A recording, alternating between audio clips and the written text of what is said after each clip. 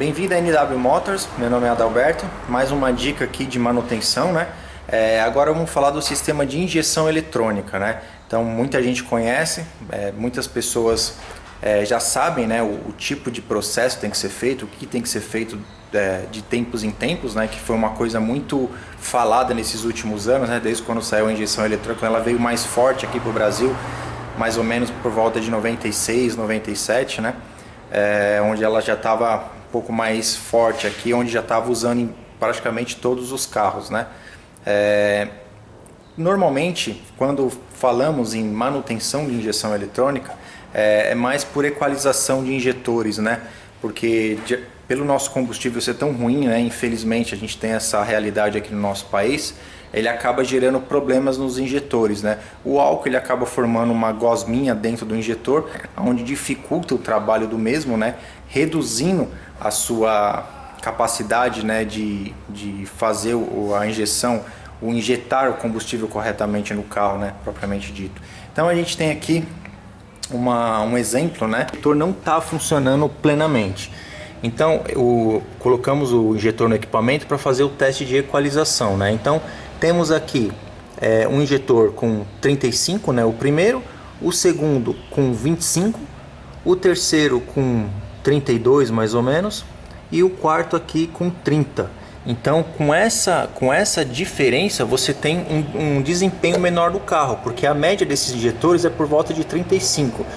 Tem uma variação, infelizmente, pelo fato de que o bico acaba se desgastando. O bico ele também tem uma vida útil. Segundo a Bosch, um bico tem uma vida útil mais ou menos de 100 mil quilômetros. Então chega no 100 mil, o injetor já começa a ter aí suas deficiências, né? Tem carros com menos quilometragem, ele já apresenta esse desgaste devido, como eu falei, a combustíveis e também a falta de manutenção. Porque se vê muito por aí que bico não se limpa. Na minha opinião isso é mentira, porque já pegamos aqui injetores praticamente mortos e depois de uma limpeza, de feito um processo correto, o injetor voltou a funcionar dentro das suas características normais, né, originais, porque tem aí uma diferença que pode ter até 5%. Então se esse é 30, então 1,5 ml mais ou menos a 2 ml é aceitável, porque é uma tolerância propriamente dita do fabricante em relação ao injetor. Então, como ele está aqui com esse problema, né, então você tem uma deficiência, o que vai ser feito depois disso? A gente coloca nessa outra parte do equipamento, né, vocês podem ver, ó, toda essa sujeirinha aqui, ó, é proveniente de injetores. Então isso sai de dentro do injetor. Então ela fica aqui, ela fica no ultrassom, né, onde a máquina ela vibra, né, com o injetor para poder fazer ele, grosseiramente falando, né, ele fica tremendo para que desprenda a sujeira interna e acaba sendo repelida, né, como se fosse grosseiramente aí uma brincadeira, como se fosse pedra nos rins, né, mas o processo é esse. E a cuba, no caso essa cuba de ultrassom, ela também tem a característica de aquecer o injetor, porque aquele problema do álcool, né, no caso a gosminha do álcool, ela só sai aquecendo. Então se não tiver o aquecimento, ele não tira. Então você bate aqui no caso e não funciona. Então por isso que o equipamento também tem que estar em plena funcionalidade, porque senão não resolve nada. Muitas vezes as pessoas jogam, a máquina já está com problema, já está com deficiência, eles não arrumam e coloca lá simplesmente para mostrar que fez a limpeza. Mas se o equipamento não estiver funcionando, não estiver com a sua capacidade normal, não vai resolver de nada, só vai gastar dinheiro à toa. E um outro detalhe, temos aqui que faz parte o corpo de borboletas, né? Então esse cara aqui é responsável pela entrada de ar, né? Então quando você acelera o carro, ele abre e aumenta ou diminui a passagem de ar. Na marcha lenta ele fica parado, né? Aqui tem o sensor de marcha lenta, onde ele controla e passa toda a informação aqui, que acontece aqui, para o módulo do carro decidir o que vai ser feito, né? Qual é o próximo passo, acelerar, desacelerar, aumentar o tempo de injeção, diminuir o tempo de injeção. Então, como a injeção já diz o nome, eletrônica, né? Então tudo é comandado eletronicamente. Como vocês podem ver, está extremamente sujo aqui, né? Então temos uma sujeira.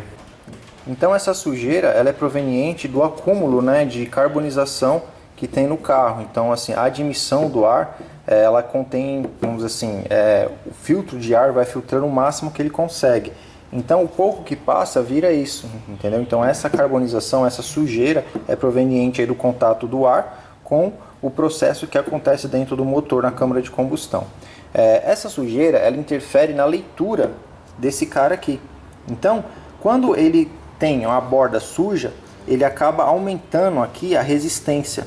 Então ele entende que a borboleta está mais aberta do que precisaria. Com isso, ela manda um sinal para a central da injeção, para o módulo, aumentando o tempo de injeção e com isso aumentando o consumo e variando bastante a questão da marcha lenta. Então, uma coisa simples, né, no olhar de muita gente, isso aqui é só um corpo de borboleta, é só uma borboletinha que passa ar.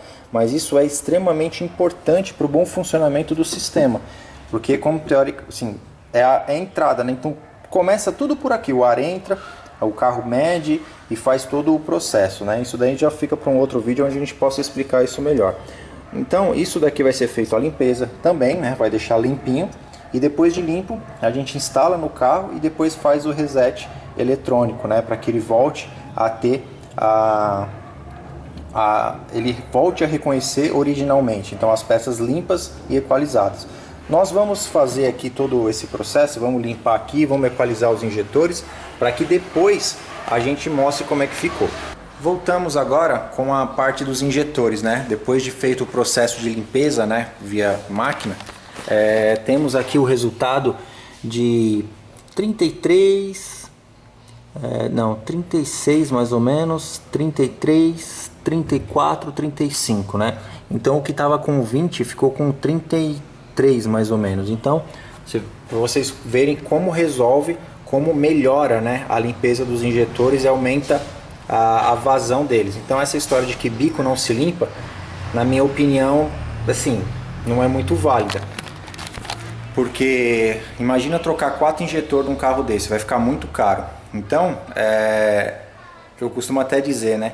Quem fala que bico não se limpa nesses todos os jornais, se um bico desse for um carro caro der problema, eu tenho certeza que a primeira opção dele vai ser limpar o injetor, para depois querer fazer outra coisa. Então, é isso daí. Aqui é o corpo de borboletas, né? Já extremamente limpo, então já melhorou bastante. Então toda aquela crosta, né? Então saiu, isso vai melhorar bastante a eficiência do sistema de injeção, né? No sistema de captação de ar. Então vai dar aí uma boa melhorada aí nos parâmetros da injeção do carro. Então foi mais aí a dica técnica, né, referente à injeção eletrônica.